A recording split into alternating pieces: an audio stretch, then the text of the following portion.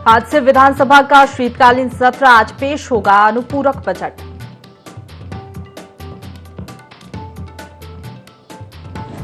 मुख्यमंत्री पुष्कर सिंह धामी ने धनोल्टी में किया 126 करोड़ की कई योजनाओं का लोकार्पण और शिलान्यास। सांस्कृतिक समारोह में भी हुए शामिल। चंपावत के गागर गांव के लोगों ने जल संस्थान के खिलाफ किया प्रदर्शन। 3 गांव की पेयजल योजना में से एक अन्य गांव को सप्लाई देने से है नाराज।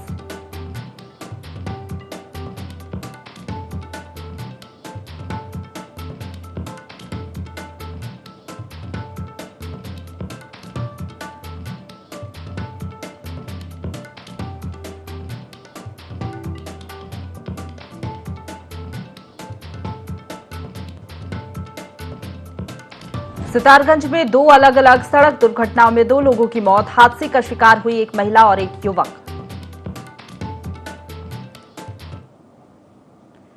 नमस्कार, बहुत स्वागत है आप सभी का। IND 24 देख रहे हैं आप। आपके साथ मैं हूं प्रशंसा। बुलेटिन की शुरुआत करेंगे देहरादून की बड़ी खबर के साथ, जहां आज से विधानसभा के शीतकालीन सत्र की शुरुआत हो गई। सरकार सदन में अनुपूरक बजट पेश करेगी। वित्त मंत्री शाम 4 बजे अनुपूरक बजट पेश करेंगे। सत्र की शुरुआत हंगामेदार होने के आसार हैं। विपक्ष बिगड़ती कानून व्यवस्था, अंकिता हत्याकांड पर चर्चा की मांग करेगा। सदन में 9 संशोधन विधेयक भी रखे जाएंगे।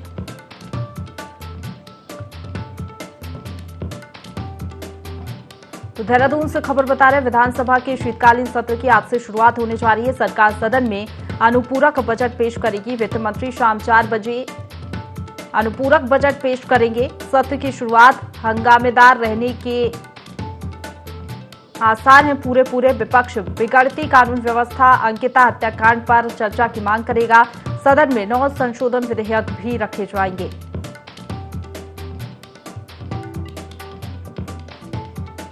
खबर पर ज्यादा जानकारी लेंगे। हमारे साथ हमारे सहयोगी आकाश लाइव जुड़ गए हैं, सीधा उनका रुख करेंगे। आकाश, विधानसभा के शीतकालीन सत्र का आगाज आज से होने जा रहा है। कौन कौन से मुद्दे हैं जिन पर आज सत्र पूरी तरीके से हंगामेदार रहने का आसार बने हुए हैं? आप कह सकते हैं कि जिस तरीके से आज से विधानसभा के जो शीतकालीन सत्र है उसकी शुरुआत होने जा रही है। महत्वपूर्ण बात यह है कि सत्र के पहले दिन अगर हम खासतौर पर बात करें तो हंगामे के रहनेदार आसार इसलिए नजर आ रहे हैं क्योंकि विपक्ष कल अपनी रणनीति स्पष्ट कर चुका है कि सरकार को ऐसे तमाम जो मुद्दे हैं जो विपक्ष के हाथ लगे हैं उसको एक तरीके से उठाने का प्रयास किया जाएगा। आज की अगर हम बात करें तो आज हंगामेदार मुद्दा इसलिए रहेगा क्योंकि जिस तरीके से बिगड़ती कानून व्यवस्था को लेकर लगातार कांग्रेस हमलावर रही है और ऐसे में ये कोशिश की जाएगी कि आज जो बिगड़ती हुई कानून व्यवस्था उस मुद्दे को जो है उठाया जाए सदन के भीतर, जिसमें तमाम जगहों पर अगर हम उधमसिंह नगर जिले की बात करें तो वहाँ पर लूटपाट डकैती की जो खबरें सामने आई थी, किस तरीके से वहाँ पर उत्तर प्रदेश सरकार की जो पुलिस है STF द्वारा जो है कार्रवाई की गई और उत्तराखंड जो पुलिस है वो कहीं ना कहीं मुख्य दर्शक बनी रही। तो ऐसी स्थिति में कहीं ना कहीं जो बिगड़ती कानून व्यवस्था है वो एक अहम मुद्दा रहेगा। साथ ही साथ अगर हम बात करें उत्तराखंड में कथित अंकिता हत्याकांड जो मामला है वो भी काफी सुर्खियों में रहा है। जिस तरीके से अभी तक उस व्यक्ति का नाम नहीं पता चल पाया है कि आखिरकार जिसके लिए जो है अंकिता पर दबाव को बनाया जा रहा था और लगातार विपक्ष बात कह रहा था कि VIP का नाम जो है वो VIP कौन था और जिसके लिए जो है अंकिता पर दबाव बनाया जाता है और जिसके वजह से उस बालिका की हत्या हुई है। तो ऐसे में उस मामले को लेकर विपक्ष पूरी तरीके से हमलावर रहेगा और निश्चित तौर पर कहीं ना कहीं तमाम जो विधायक हैं कांग्रेस के जो विधायक है वो भी अपने अपने क्षेत्र में लगातार बिगड़ती हुई कानून व्यवस्था को लेकर लगातार सरकार पर उन्होंने आरोप भी लगाए हैं। निश्चित तौर पर कहीं जो मांग है वो लगातार मुख्यमंत्री से भी की जाती रही है। तो ऐसे में कह सकते हैं कि आज कहीं ना कहीं ये मुद्दा काफी अहम रहेगा। बिगड़ती हुई कानून व्यवस्था को लेकर के विपक्ष जो है नियम 10 के तहत जो है चर्चा की मांग को जो है उठाता हुआ नजर आएगा और कह सकते हैं कि सत्र की शुरुआत ही कहीं ना कहीं आज जो हंगामेदार रहेगी क्योंकि विपक्ष की कोशिश रहेगी कि जिस तरीके से बिगड़ती हुई कानून व्यवस्था का जो मुद्दा है वो काफी अहम है और इसमें चाहे अंकिता भंडारी की हत्या का मामला हो या फिर जिस तरीके से विक्रम नेगी की जिस तरीके कह सकते हैं कि गायब होने की सूचना है, ये तमाम ऐसे मुद्दे हैं जो कहीं ना कहीं विपक्ष के हाथ लगे हैं और आज इन मुद्दों को कहीं ना कहीं विपक्ष जो है सदन में उठाता हुआ नजर आएगा। बिल्कुल आकाश, सरकार की क्या रणनीति रहेगी, क्योंकि सरकार को भी उसी दम से काउंटर करना होगा जिस दम से विपक्ष ये मुद्दे रखेगा सत्र के दौरान? विपक्ष की कोशिश जिस तरीके से है कि इस मुद्दे पर सरकार को घेरा जाए, तो सरकार की तरफ से भी कल विधानमंडल की बैठक हुई थी मुख्यमंत्री आवास में, जिसमें तमाम विधायक और ये रणनीति बनाई थी कि जो भी विपक्ष की तरफ से सवाल उठाए जाएंगे उसका मजबूती के साथ जो है जवाब दिया जाएगा। यानी कि विपक्ष अगर अपने धारदार हथियारों से जो है एक तरीके से विपक्ष पर सरकार पर वार करेगा, तो कौन कौन से वो मंत्री होंगे जो सरकार के बचाव में एक तरीके से नजर आएंगे और जवाब देने के लिए। और संसदीय कार्य मंत्री को जिम्मेदारी दी गई है कि वो मजबूती के साथ जो है सरकार का विपक्ष है वो कहीं ना कहीं रखे, जिससे कि जनता के बीच में एक मैसेज जा सके कि किस तरीके से जो है सरकार काम कर रही है। तो निश्चित तौर पर कहीं ना कहीं आज सरकार के मंत्रियों की भी परीक्षा है कि जिस तरीके से प्रश्नकाल की 11 बजे जब सत्र की शुरुआत होगी, तो कहीं ना कहीं प्रश्नकाल के साथ जो है सत्र की शुरुआत होगी, तो ऐसे में प्रश्नकाल में भी जो विधायकों के जरिए सवाल उठाए जाएंगे तो उसके मजबूती के साथ जवाब दिया जाए। और जिस तरीके से विपक्ष चाहे नियम 58 की बात की जाए या फिर नियम 310 के तहत जो कानून व्यवस्था की बात करता है, बिगड़ती कानून व्यवस्था का मुद्दा उठाता है, तो उसमें कहीं ना कहीं विपक्ष के जो आरोप होंगे उस पर जो है मजबूती के साथ जो है जवाब दिया जाए, उसको लेकर कहीं ना कहीं रणनीति तैयार की गई है। और ऐसे में कह सकते हैं कल जब सर्वदलीय बैठक भी हुई थी विधानमंडल की, उसमें भी तय किया गया था कि विधानसभा अध्यक्ष ने सीधे तौर पर सभी से ये आग्रह भी किया था कि सभी लोग जो है सदन को सुचारू रूप से चलाने के लिए जो है सहयोग करें, हंगामे के भेंट सदन न चले। और ऐसे में विपक्ष ने मांग की थी कि जो भी मुद्दा कहीं ना कहीं सरकार के समक्ष उठाया जाएगा उसका जवाब अगर सही ढंग से जो है सरकार देती तो सही बात है, कहीं ना कहीं हंगामे के आसार नहीं होंगे। और ऐसे में सरकार कहीं ना कहीं गोलमोल अपना जवाब नहीं देती हमने देखा है नेता प्रतिपक्ष यशपाल आर्य ने भी कई आरोप लगाए हैं। उनका कहना है कि सरकार पूरी तरीके से फेल हो चुकी है, राज्य में सरकार नाम की कोई भी चीज नहीं है, कानून व्यवस्था पूरी तरीके से ठप हो चुकी है। तो ऐसे में सत्र हंगामेदार रहने के पूरे आसार हैं। और हम देखते भी हैं जब सत्र की शुरुआत होती है तो हंगामे के भेंट ही पूरा सत्र चढ़ जाता है। ऐसे में 5 दिसंबर तक ये सत्र चलेगा, तो क्या लग रहा है कितनी बैठकें इसमें हो सकती हैं और सरकार कौन कौन से विधेयक पटल पर रखेगी?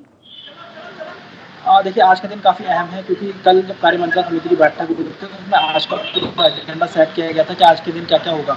और इसी के तहत ये तय किया गया है कि आज 4 बजे वित्त मंत्री अनुपूरक बजट जो है सदन के पटल पर रखेंगे, उसको पेश करेंगे। और साथ ही साथ सरकार की तरफ से ये कोशिश है कि जो तमाम कामकाज है उसको जल्द से जल्द निपटाया जाए। और ये हो जाए कि आज 9 संशोधन विधेयक जो सरकार जो है सदन के पटल पर रखने जा रही है। तो कह सकते हैं कि विपक्ष की भी कोशिश ये होगी कि सरकार को घेरा जाए।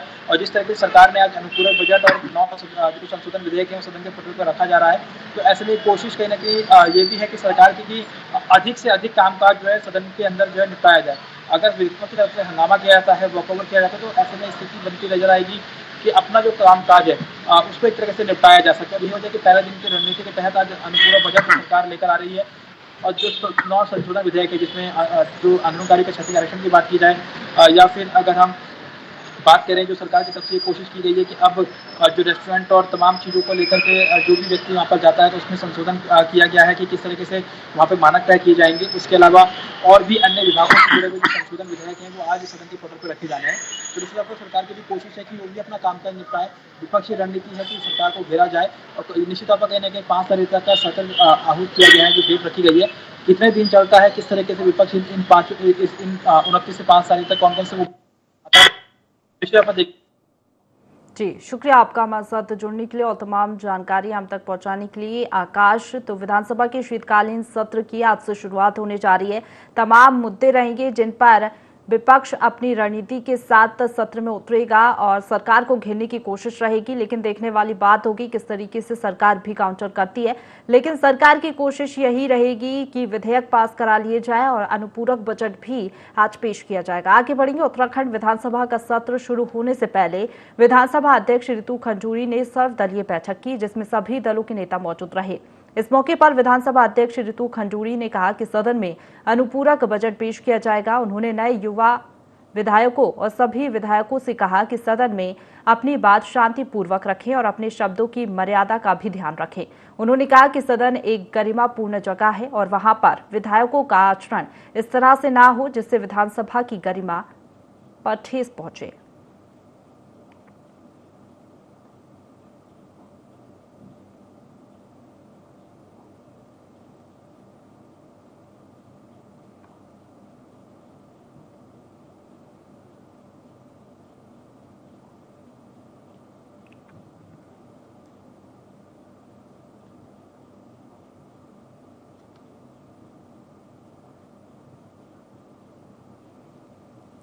आगे बढ़ेंगे। देहरादून उत्तराखंड सरकार का शीतकालीन सत्र आज से शुरू होने जा रहा है। इस सत्र में राज्य सरकार का मुख्य एजेंडा अनुपूरक बजट को प्रस्तुत कर इसे पास कराना है। वहीं विपक्ष जहां सरकार को घेरने की तैयारी में है।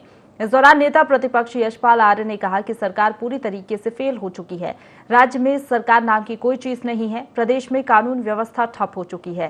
साथ ही युवा दर दर भटक रहे हैं। वहीं अंकिता को आज तक न्याय नहीं मिल पाया। ऐसे अनेकों मुद्दे हैं जिन्हें कांग्रेस सदन के भीतर रखकर जोरदार तरीके से उठाएगी।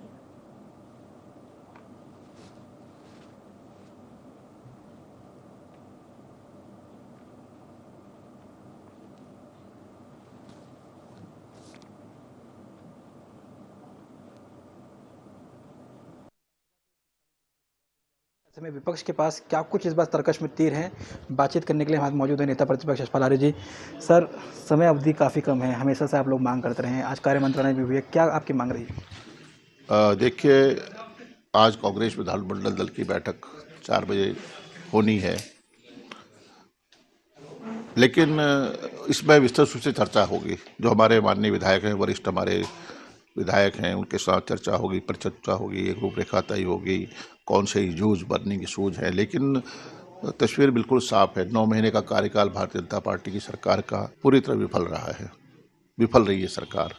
कानून व्यवस्था, चरमराती हुई कानून व्यवस्था, डर और भय का माहौल, भर्ती घोटाले, अनगिनत भर्ती घोटाले और नौजवानों के साथ खिलवाड़, गैर शहर राजधानी, ग्रीष्मकालीन राजधानी और वहाँ पर सदन का आहूत न होना, दलित शोषित वंचितों के साथ अन्याय, जुल्म, जातियाँ, और हम सरकार को घेरने का काम करेंगे। सरकार को बेबस करेंगे, जवाब देने के लिए मजबूर करेंगे। और मुझे मालूम है सरकार के पास कोई जवाब नहीं होगा। और पिछला जो हमारा सत्र रहा है, जो हमारा वार्षिक बजट प्रस्तुत किया गया सरकार के द्वारा, उसमें हमारे माननीय विधायकों ने, जो हमारे वरिष्ठ विधायक हैं, जो हमारे पहली बार सदन में चुनकर आए हैं, उन्होंने जिस ढंग से मजबूती के साथ आवाज़ को बने हैं, प्रदेश की महान जनता के, नौजवानों के, किसानों के, मजदूरों के, दलितों के, महिलाओं के, अल्पसंख्यकों की आवाज़ को उन्होंने बल दिया है।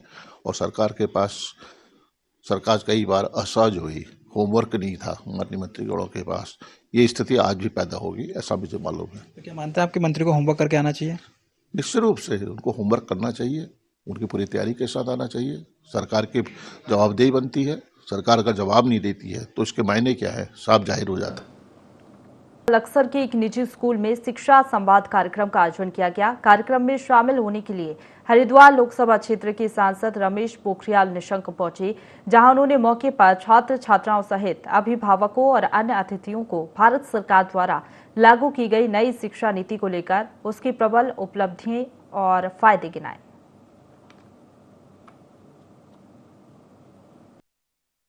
नई शिक्षा नीति, राष्ट्रीय शिक्षा नीति 2020 जिसको बोलते हैं, वो जिनके लिए बनी है वो बच्चे को भी पता है कि वो उसके लिए और क्या उसमें प्राविधान है।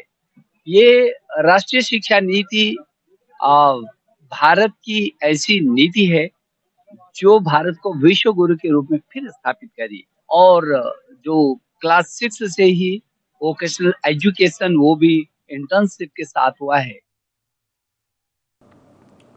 आगे बढ़ेंगे। उत्तराखंड के सितारगंज में उस वक्त हड़कंप मच गया जब 2 अलग अलग जगहों पर भीषण सड़क हादसे में 2 लोगों की मौत हो गई, जिसकी सूचना राहगीरों ने पुलिस को दी। इसी दौरान मौके पर पहुंची पुलिस ने दोनों शवों को कब्जे में लेकर पोस्टमार्टम के लिए भेजा। साथ ही पुलिस पूरे मामले की जांच में जुट गई है। तो भीषण सड़क हादसा हुआ है। इस पूरे हादसे में 2 लोगों की मौत हो गई है। मामले की जांच में पुलिस जुट गई है। आगे बढ़ेंगे। जनपद उधम सिंह नगर अंतर्गत जसपुर नादोही क्षेत्र के किसान भवन में किसान मासिक पंचायत की गई, जिसमें क्षेत्र के कई किसान मौजूद रहे और किसानों के साथ हो रही कई समस्याओं पर विचार किया गया। किसान नेता अमनप्रीत सिंह ने बताया कि आए दिन किसानों की समस्याएं बढ़ती जा रही हैं, जिसमें किसानों की ट्यूबवेल का बिल बहुत अधिक आ रहा है। 6 महीनों का बिल 25,000 आ रहा है, जो किसान देने में असमर्थ हैं। वहीं फैक्ट्री में गन्ना तुलने का और वाहन खाली होने का 2 से 3 घंटे का समय है, लेकिन 24 से 48 घंटे वाहन खाली होने में लग रहे हैं। किसान भूखा प्यासा बैठने को तैयार है और अगर स्थिति नहीं सुधरती है तो आंदोलन ही इसका रास्ता है। बिना आंदोलन की आवाज ऊपर तक नहीं जाएगी। हर एक माह की तरह आज मासिंग पंचायत हमने नदई शुगर मिल में रखी है। मांगे ये हैं कि किसानों की समस्या आए दिन बढ़ती जा रही हैं, जिसमें से एक समस्या जहाँ हर एक माह की तरह आज मासिंग पंचायत हमने नदई शुगर मिल में रखी है। मांगे ये हैं कि किसानों की समस्या आए दिन बढ़ती जा रही हैं, जिसमें से एक समस्या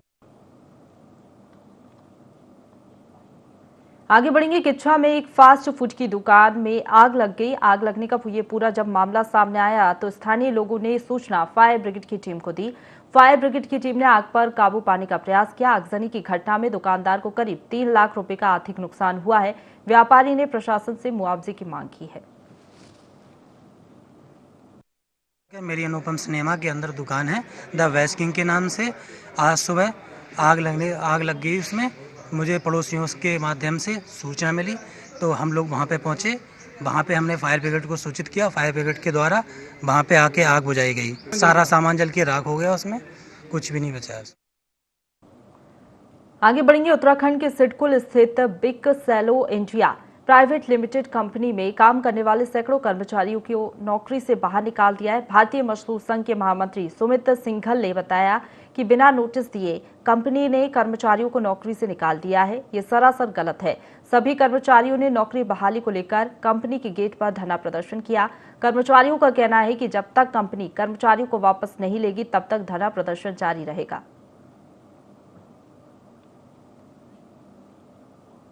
लेबर कोड वाले भी आए थे यहाँ पर और उन्होंने बोला कि अंदर जाके बात कर लो। कंपनी में 5 लेडीज गई थी परसों शनिवार को।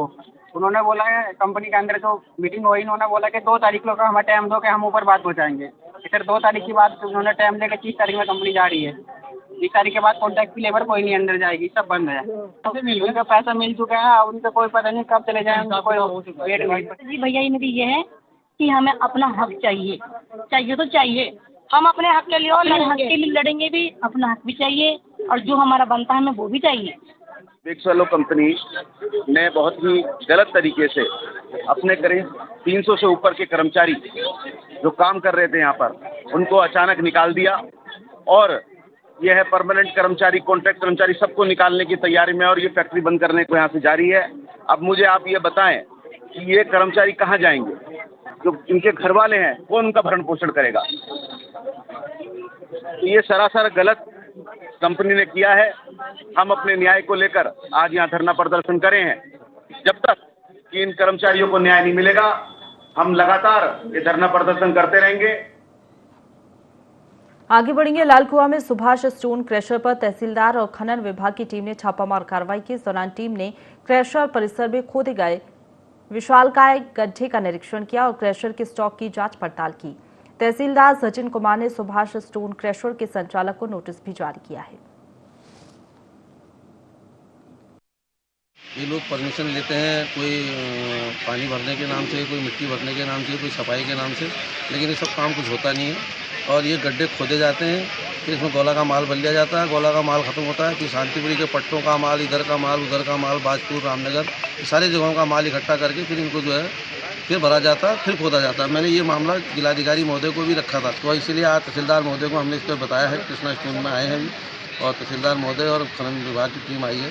अब देखते हैं कि क्या कार्रवाई होती है। जो गड्ढा जो खोदा है तो वो गड्ढा जो है जो फैक्ट्री का जो मलबा होता है उसको इकट्ठा करने के लिए खोदा है। ये इनका एक आधार है, लेकिन ये बार बार गोले का माल इस गड्ढों में डालते हैं और फिर खाली हो जाता है। आप देखिए अभी गड्ढे खाली हो गए, गोला का माल खत्म है। अब ये चोरी का माल लेके इन गड्ढों को भर रहे हैं।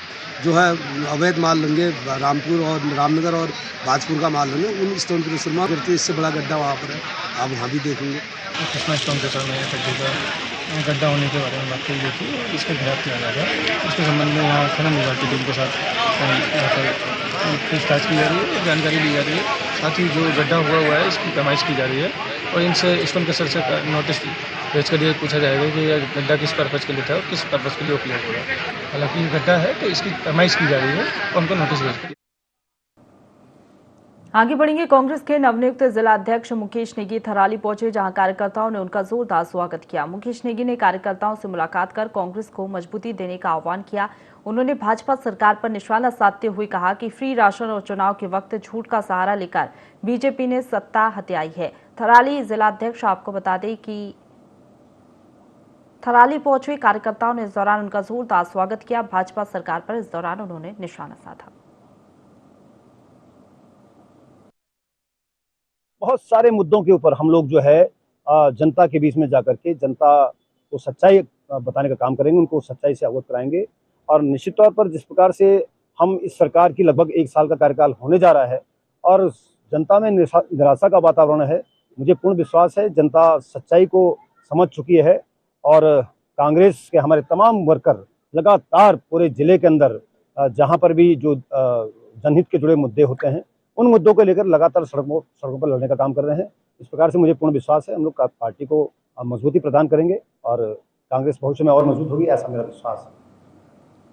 आगे बढ़ेंगे। देहरादून के चंद्रमणि चौक पर बड़ा हादसा हो गया, जहां एक बेकाबू ट्रक ने कई लोगों को कुचल दिया। हादसे में 2 की मौत हो गई, जबकि 3 लोग गंभीर रूप से घायल हुए हैं, जिन्हें इलाज के लिए अस्पताल में भर्ती कराया गया है। जानकारी के मुताबिक चंद्रवंशी के निकट सहारनपुर की तरफ से आ रहा एक बेकाबू ट्रक सड़क किनारे बनी झोपड़ियों में जा घुसा। इस दौरान सूचना पर मौके पर पुलिस पहुंची। आगे की जांच में पुलिस जुट गई है। शायद अभी से ऐसा लग रहा है कि इसको ब्रेक फेल हुआ है। बाकी जो भी टेक्निकल चीज़ें होगी वो अभी जांच में आएंगी। इसके द्वारा सड़क पे जो एक हादसा हुआ है, 3 लोग घायल हैं और 1 की जो मृत्यु हो चुकी है। बाकी 3 जो है वो अभी एक कैम्ब्रेज में है, बाकी 2 लोग जो है वो इंग्लिश हॉस्पिटल में है, बाकी 1 जो है वो हॉस्पिटल में है। आगे बढ़ेंगे। लोहाघाट में जनता को ट्रैफिक नियमों के पालन और नशे के खिलाफ जागरूक किया जा रहा है। चंपावत एसपी देवेंद्र पिचा के दिशा निर्देशों पर एसओ मनीष खत्री के नेतृत्व में एनसीसी कैडेट्स ने साइकिल रैली निकाली। रैली के जरिए आम जनता को नशा मुक्ति और यातायात नियमों का पालन करने का संदेश दिया गया। इस दौरान एसओ खत्री ने कहा कि नशा समाज का सबसे बड़ा दुश्मन है। यह हमारे स्वास्थ्य और धन और इज्जत सब कुछ ये छीन लेता है। इस दौरान लोगों के साइबर क्राइम से बचने के उपाय भी बताए गए।